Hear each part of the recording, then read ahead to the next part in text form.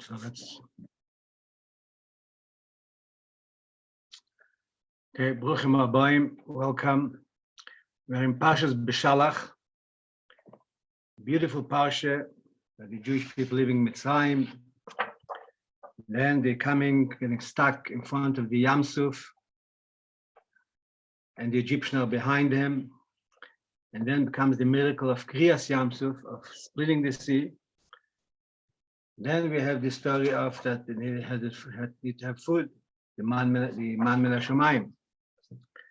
So that is a whole other story. That Rabbi gave them man from heaven, and let's say, could say the two main stories of this parsha is, I would say, is Kriyas Yam Suf, splitting of the sea, and the food that they got from heaven and the water.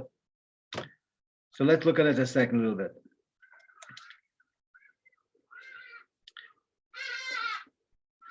Basically, what's happening the whole time, Hashem is testing them, the Jewish people, and they're failing.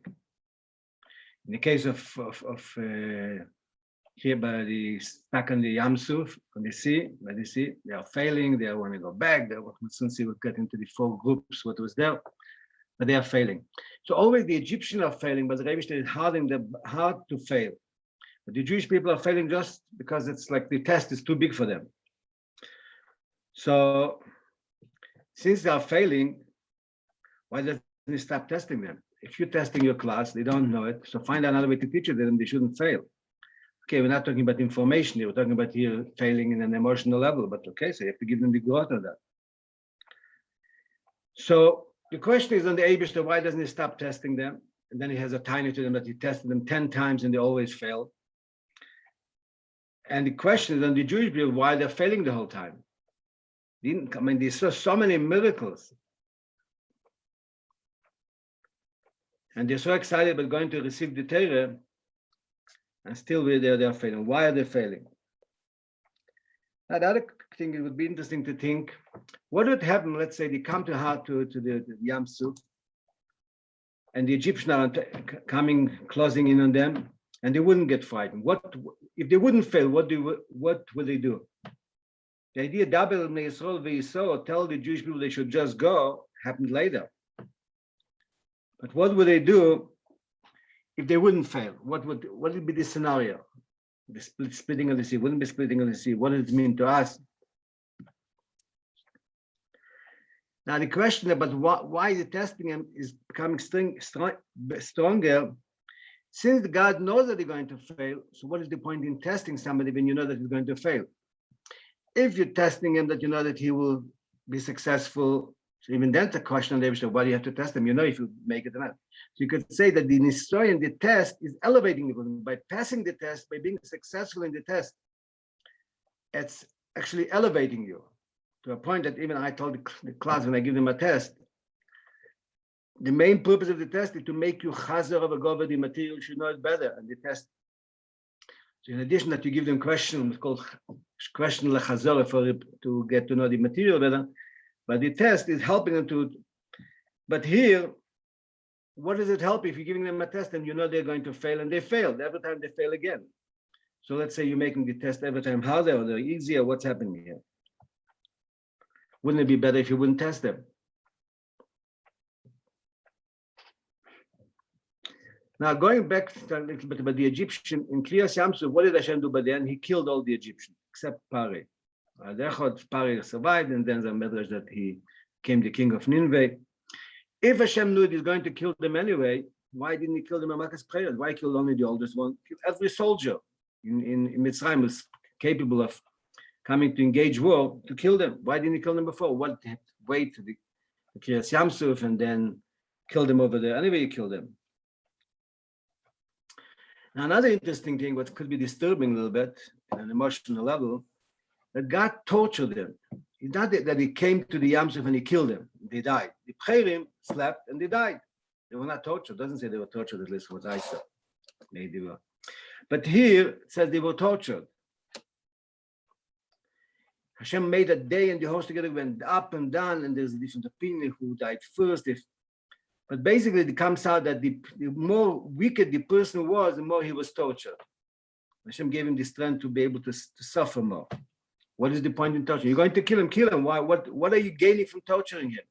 He's not going to be alive later to tell this story. So who is gaining by being that the Egyptians are being tortured?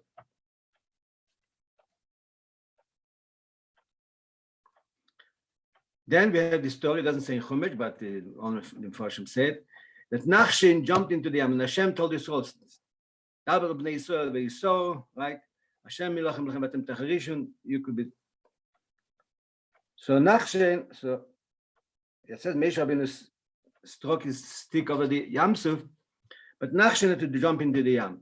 Why did it help? Hashem said, go. Hashem told Moshe Rabbeinu to strike with his stick, stuff, over the Yam and split the sea. Why is it necessary to Nachshin to jump into the sea? Then comes a very interesting thing. After they crossed the sea, what does it say? Vayaminu b'Hashem u'b'Moshe Avdei.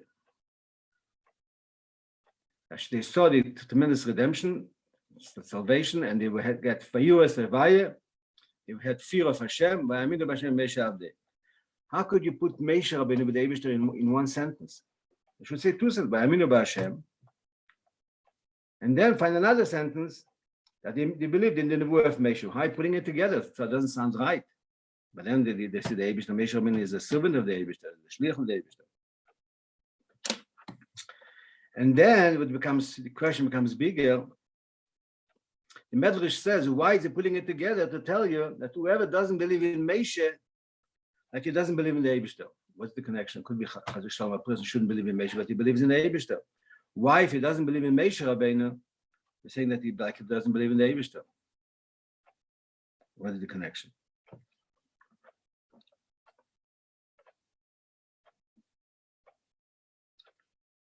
Yeah. Okay, so then we'll go into to see it a little bit. If we'll have time, we'll go into the man also. Man, what is happening over there? Okay, let's go a little bit back. When they got stuck in front of the Yam Suf, in front of the sea. So the Medrash says that that the people, that's a Mechilte, that the Jewish people divided into four groups. Luckily for 4 groups, not for 40 groups, but for 400 groups, right? That the Jewish people, ever one said the other one said the opposite. So what happening? Another thing, what should be the reaction? Group number 1 said, Nipelayam. Let's commit suicide. Let's jump into the sea. Because you could ask a question. Nachshon also jumped into the sea. What's different if they said Nipelayam but Nachshon? They said Nipelayam, let's commit suicide. The Nachshon jumped into the sea and didn't jump into the sea to commit suicide. He came to the sea because he was going. The Rabbi said, Daber b'nei Yisrael v'Yisrael, told the Jewish people to go. So he went. There's a sea in the middle. He went into the sea. And then split the sea. But the Jewish people said, no, Nipelayam, let's commit suicide. Why do you want to commit suicide? Let's see. Soon go back to that. The second group said, you know what? Was not successful. Let's go back to Mitzrayim. We'll come back to become slave. The Egyptians were chasing them because they want them as slave. So if it's not successful, let's go back and we'll, in simple pshat means, and become slaves again. So this group looks the worst one. I mean, like going back to Mitzrayim. Let's try a little bit elaborate to see what is better and what is worse. And how could they come up with such a svaras? Why didn't they believe in the Eibishter? The Eibishter is taking them out from Mitzrayim. The third group said, no, the Eibishter took us out. We are now free. We are going to Matan Torah. There's somebody is coming to fight with us. Let's engage war. And for sure, the Eibishter will be victorious. That sounds fantastic. If trust in the Eibishter, betochen in the Eibishter, they're not going to become slaves again. They're not committing suicide. We're going to fight. There's no question we're going to win. Because the Rebbe is taking us out from Mitzrayim. So if now we have a situation we have to fight, we'll fight. It had happened later by B'Tamolek. The Rebbe even told him to go fight. That's another question. Why he told him not to fight, and if they told him to fight. We'll see if we'll get to that or not. And the fourth group said, no, let's not commit suicide. Let's not go back to Mitzrayim. Let's not fight. With the Dam to the Eibishter. We, the Eibishter, took us out from Mitzrayim till now. The Dam to the Eibishter. So, I mean, basically these 4, I would say, covering almost like every option. You could have more options, but probably all the options would be probably fall under one of the categories. Okay, so let's see. Let's think Allah to understand a little bit. Start with understanding the four groups. What do they say? What means nipilayam? So the simple pshat, let's commit suicide. But let's look at a deeper level. What means nipilayam? Means let's escape from. First of all, let's look on the idea of the Yamsuf, the sea in front of them, and the Egyptian behind them. That's everyone's life. You have a sea in front of you. When you have challenges from all directions, from front, from the back, and sometimes you don't see how you're going to overcome the challenges. Overcome the challenge with Gashmis, how are you going to make it? Especially overcoming the challenges, Baruchnis, how am I going to go out from Mitzrayim? The world, the challenges are so strong that you feel that you're locked in. So when we're looking in that way, that's in every person's life, you have that situation of going out from Mitzrayim, that then you come to a place where you feel that nothing you could do. The sea is in front of you, the Egyptian behind you, and even the angel of the Egyptian comes with them, but that means the spiritual powers are coming against you. What am I going to do? So when a person realizes that the world around him is his enemy and is chasing him, what should he do? So let's jump into this here. What means jump into this? Not commit suicide. Run away from the world, get out in the ocean of Teire, mitzvahs, tshuva, davening, become a holy person, become separate from the world. And then the Rebbe will help. So then not going to engage with the world so much. Let's escape the world. And that for sure the Rebbe will help. Either as the Egyptian, the Rebbe take care of them. There's a Yam, the Rebbe take care of that. We are going to completely disengaged, completely remove ourselves from the world. That's the first. So it's not so bad anymore. Okay, they want to become holy. They want to sit and learn and daven and do tshuva, be holy people, completely Kadesh, holy. The Jewish people are a holy nation. We separate from the world. What's wrong with that? So the second group says, no, we have to go back to Mitzrayim. Why? What is the logic against the person who says? He says, you cannot let to close yourself out from the world. He knows that the purpose of the creation, in order to affect the world, not to run away from the world. When you're running away from the world, you're not affecting the world. You, Neshama, came down to the physical world in order to have an effect on the world. So what do we have to do? We have to go back. You cannot leave Mitzrayim, to go back to Mitzrayim, walk in the world, and to influence the world.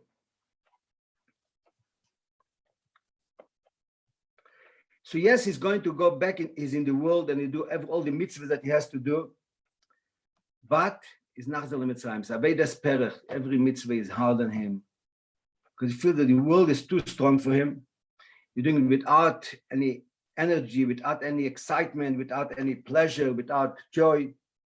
That means Nachzor Mitzrayim. I mean, Mitzrayim, not that I'll become completely Chazashon live Yiddishkeit. No, I will go back in Mitzrayim and do my Aveda, but with a very hard feeling and no joy and no pleasure. That means Nachzor Mitzrayim. So it has an advantage over the first group that says to escape the world. He's in the world, he's walking in the world, but there's no joy. But he's saying that's the Kavali, that Hashem sending Hashem down here to transform the world. We could say as another idea, but they said Nachzor Mitzrayim. Some of them said we felt means we were supposed to take out all the birurim, all the nitzitzes, all the gold and silver from Mitzrayim. We didn't take out everything. So maybe we have to go back to Mitzrayim, not to become slaves, but maybe be slaves for a short time, but not to take out more sparks of godliness, more gold and silver, begashmis and beruchnis. As we see practically it happened after Kriyas Yamsuf, right? The sea washed out the Egyptian with all the gold and silver, and it says that Bizas Hayam, the spoil that it took by the Kriyas Yamsuf, was more than everything they took when it went out from Mitzrayim, but they took out a tremendous amount. So that's the logic of the Nachzor Mitzrayim, not just to become, to give in, but to go with do our Aveda, will be successful. Or in the story over there by them, they said, we'll go back, we have to take more spoil. We didn't take enough. But that explains a little bit why after when they got this spoil from this sea that washed out all the gold and silver, Moshe Rabbeinu had to force them to go because they felt they had a mitzvah to clean out Mitzrayim, all the sparks, so they felt they were doing it for some mitzvah, not stamazeh because they want more gold. Maybe they had enough gold already as far as their appreciation. Okay, so that's the second group. The third group, he says, let's engage war with them. Right? If physical is opposing Yiddishkeit, we have to fight. In other words, to give his time and his energy to destroy negativity, to fight with negativity. Everything that's against Yiddishkeit, he'll fight with it with a confidence that he will be successful, that the Rebbe will help him, that will be successful. As was later by Amalek or the Shimon Velevi when they went to fight with Shem. So that looks a very good idea. The absolute trust in the Eibishter. You know, they're not going back to Mitzrayim. They're not running away from the world, but we'll fight. We'll fight anything that's against opposing Yiddishkeit. We'll fight and we'll destroy it and we'll be successful. And even with a good energy. So that sounds better than going back to Mitzrayim. And then to jump into the sea, even in a spiritual level, sounds better. Then comes the fourth group. Says no. We have to daven and have bitochen the Eibishter. We have absolute trust that what the Eibishter wants us to take us out from Mitzrayim will be fulfilled. But what do we have to do? We don't have to commit suicide. We don't have to run away from the world. We don't have to go back to Mitzrayim. We don't have to fight with Mitzrayim. We have to daven as the Eibishter, and the Eibishter will take care of them. The Eibishter will destroy all the powers of impurity.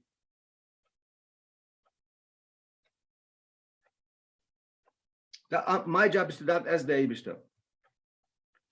Now it's interesting that all four of them were wrong. What is wrong with the idea of davening? What's wrong with the idea of fighting with them? Sounds very good. But absolutely trust. A Jew, when he's in trouble, he has to daven. A Jew, when you have an obstacle, you have to fight with it, overcome it. You go out to war with your enemies. Talking about the Nefesh Habahamis, right? Have to go, you right away on top of your enemies. And what is the solution finally that the Rebbe gave them? So the problem with davening is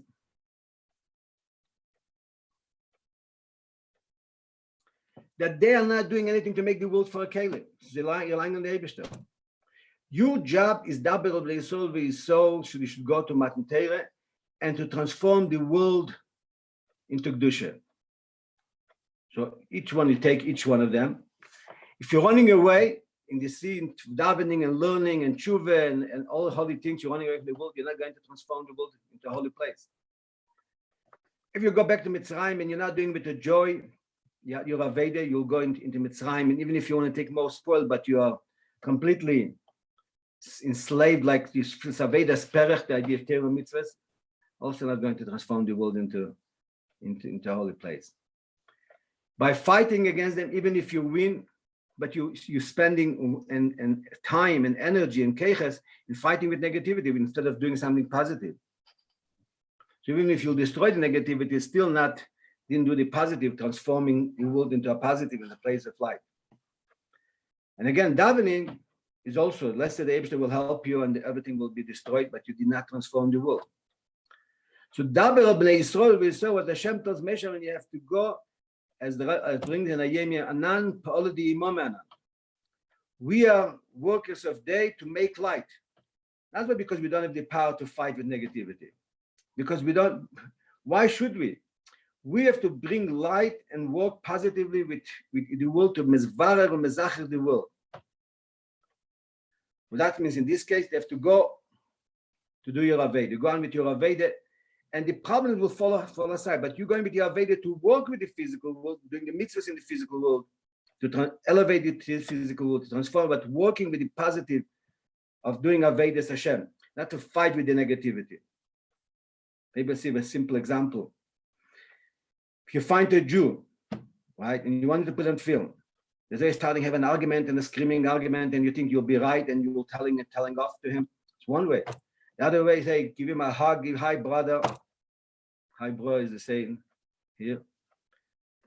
And say something a nice story, say something a good word, being very nice to him. So your whole energy is going into positive to lift him up, bring him to a Shabbos meal. Just tell him a good word that will be able to elevate him, to lift him up. And then he will become better. Tell him that you love him. So in other words, we have to put the time and energy into a positive thing. Now the question is, the Jewish people are so brilliant. How come nobody came up with that idea? Why wasn't there a fifth group who came up with the idea? Shevet Levi should come up with the idea. What was disturbing them from coming up with the idea? Especially that they knew we are going to receive the Torah, and they was excited beginning to, so go. That's what the Eibishter told the Jewish people they should go. Right? Is basically they had that idea from before already. They knew that they have to go. They're going to Hasi to receive the Torah. How come nobody came up with the idea? But it doesn't say Hashem made them, they shouldn't get the idea. And everybody was trying to be different, right? There was still four group. And they, as we explained, pretty much communication. Everyone explained the advantage of his approach, how that is really more what the Eibishter wants. Everyone was convinced that what he wants, if the Eibishter wants us to be slaves too, now maybe wants us to be a little bit more slaves, to take out more birurim. So basically, the Rebbe explains that they were missing the bittul to complete nullification to the Eibishter. Their ideas came from the seichel, from logic, but it didn't have a base, a premise, a deep bittul to the Eibishter. In order to come up with the right idea, not you have to be more brilliant, you have to have more bittul to the Eibishter. When you're more bottle, then you will come up with an idea that is coming as a result from bittul. So let's jump to this question saying, what would happen? We asked if they would have gone. So okay, we're not afraid not of the Egypt. No, we are going to Kabbalah Satira, that Reish told us we don't care about anybody else. We're going weiter. Told Reish doesn't tell us anything else. We're going weiter. What would happen? So I heard, has to be maybe make sure to find out more the details about it. With a story. The Rebbe one time by Farbrengen said that he wants something that the Jewish Community Council in Crown Heights should do something for the Shchune, I'm assuming with it. But it was a very hard thing to do. And okay, so the next morning, one of the members of the Vada Shchune, of the Jewish representative for the Shchune of Crown Heights, or Zolobavitcher, called up Rabbi Goran and said, if the Rebbe asked you if you spoke to us, tell him you didn't speak to us. Why not? He's explaining himself. Because we had a meeting for late at night, the whole members of the Jewish Community Council, and we tried brainstorming every kind of direction about how to go, but we couldn't find a way how to do it. It looks like it's impossible. The Rabbi is asking really something that's not possible to do. So what we are planning to do today, we're going to invite more people, Chassidus and Askonim and Rabbonim, and have a bigger meeting, and everybody brainstorm. And hopefully we'll find a solution. So by the end of the day, hopefully we'll have a plan and give the Rebbe our plan what we're going to do. But meanwhile, tell them that you don't know nothing what's happening, because they're embarrassed. The Rebbe that they were sitting all night and couldn't up with anything. Okay, the Rebbe comes to the office. So one of the first things asking Rabbi Goran, did you hear anything from the Jewish Community Council? So he's standing there, he's not saying anything. So the Rebbe is asking him again. So he's standing, not answering now. So the Rebbe said, I don't understand, you're working for me or not? So, because I'm working for you. You understood that I would want to know what's happening about it. Obviously understood. So why didn't he make you business to find out before I come? That when I come, you should be able to give me a report what's happened. So now he had no choice. So I'll tell you the truth what happened. He guys called me up. He told me that he had a meeting for many hours at night and they couldn't come up with an English. I shouldn't tell them anything. They're embarrassed. But they're going to have a bigger meeting, a broader meeting with more people, and hope at the end of the day they'll have a plan how to do what the Rebbe wants. That's why I was like asking so inappropriate. Like I didn't know. He's asking me not to say, so in a way I cannot say. But on the other hand, I'm working with the Rebbe saying, "What did I do?" So I was stuck. But he pushed me, so I had to tell you what happened. So the Rebbe is telling him, what do they think? When I asked them to do that, I did not understand all the source why it's impossible to do it. I also know every swirl that they have, why it's impossible to, it could be they're right. The Rabbi didn't go, I think the Rabbi said they're right. An impossible thing to do. But what I was hoping that they will take us, the Rabbi wants us to do it. We're doing it, starting.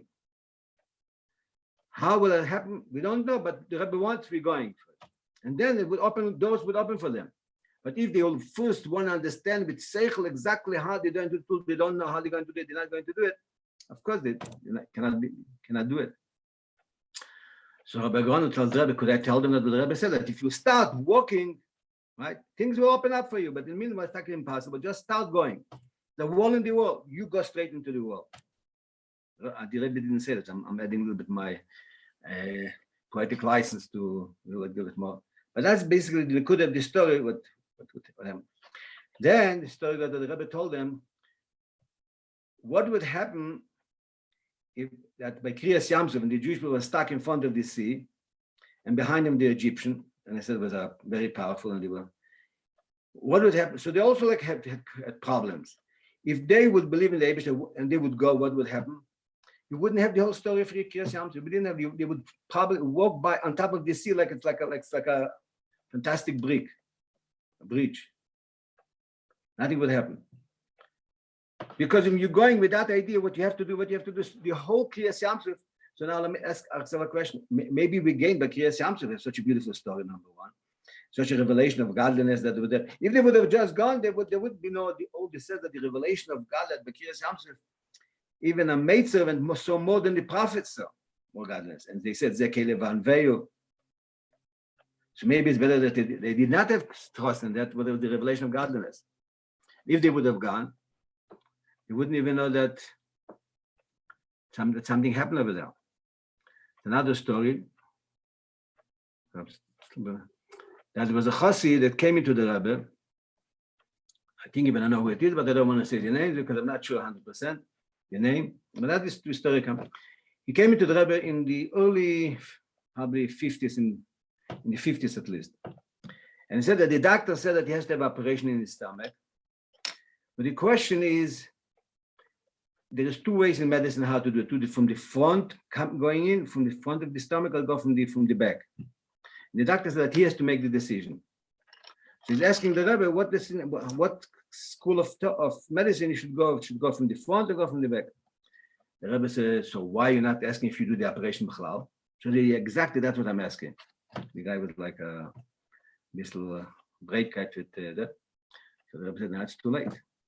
If when you walked into the room, you crossed the doorpost, and would you have it permeated with the idea that here there's no limitation, and you could ask for whatever you want, you could ask at least for sure, then would be on it. But when you're coming in with your limitation in here, and you didn't even ask, so that's too late. And then we probably gave him the answer. Al Kaponim, so let's go a little bit so to understand why is the Eibishter testing them and he knows they're going to fail. So the explanation could be, and you say, why the Jewish people are failing? Because, as we said, they were sank into 49 gates of impurity. Even when we go out from some gates of impurity, you become elevated. But there's still deeper levels of negativity that are still there. So in order to refine them, in order to correct them, in order to overcome them and transform them, sometimes you have to reveal them in order to fix them. I said that before Mashiach comes, everything will come revealed. The good that was hidden goodness in people will be revealed. And the same thing is the negative. Why? When you reveal it, then you could work with it, with the good to make it better, and with the negative, then to transform the negative. But if it lies hidden, then you cannot, it's much harder to fix it, or it's almost impossible to fix it. So the whole purpose of the idea of all the Sienes, what the Rebbe made them fail, every Nisoin that they failed, but he managed to fix it. And therefore the next Nisoin, I would say, was a harder Nisoin. That means he digged a level deeper in the person, in the goals in the person. That's why the same thing is in our life. When you pass by one test, what you have to learn from that when you fail and you learn the lesson, you have to know that you'll have another test. And don't take it badly. Oh, I thought I'm finishing with my test. No, the test, go take it with simcha. The whole purpose of the test is to help you to reveal things in you that you cannot come in touch with it. And by coming in touch with it, revealing it, you transform it into positive. So have that trust.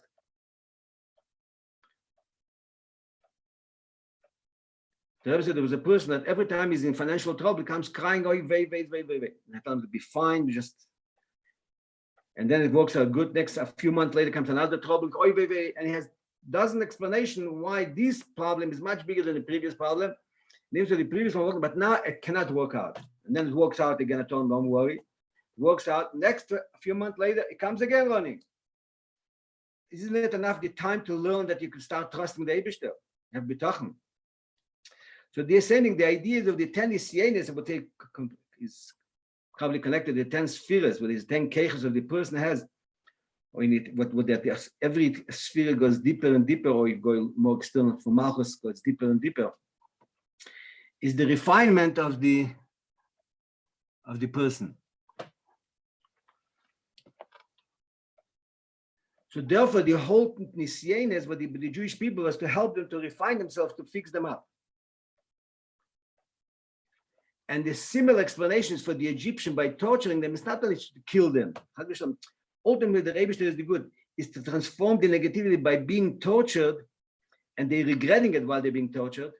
That's like is internally canceling the negativity, not just destroying it and throwing it out. It's canceling it out, that it transforms into good. And therefore, we need to remain alive in order to come to be the embodiment of that transformation of believing in the Eibishter, as he used it in Nineveh then. Okay, let's finish off with the idea of Vayaminu B'Hashem with Meisha Avdei. I would say Meisha Avdei is the Jew. You live in the Eibishter and in the Nosei Hadei who are Nosei Hu Akel, to believe in yourself that you are one with the Eibishter. The biggest problem is that when you live in the Eibishter is in heaven, but not that you are one with the Eibishter. Vayaminu B'Hashem Meisha Avdei means you believe that you are one with the Eibishter, and then the whole thing is a completely different story. Not the idea of measurement. Okay, we should have a good Shabbos, and we should have like Mashiach come, Mashiach will reveal himself. There'll be Kriyas Yamsef again, Shiva Necholim, and will be for Shabbos, and even today, Shvid Aleph Shvat, where the Rebbe accepted the Nesias, where that took the whole of history into a different height. We have a revelation of godliness and Palachuvah that was never before. I should be in the Beis Hamikdash, and as the Rebbe said, in Kedesh Kadoshim B'Sech Klal Yisrael Mashiach now Mamish. With Shabbos, Bracha V'Atzlacha, revealed good only, and Mashiach now called to.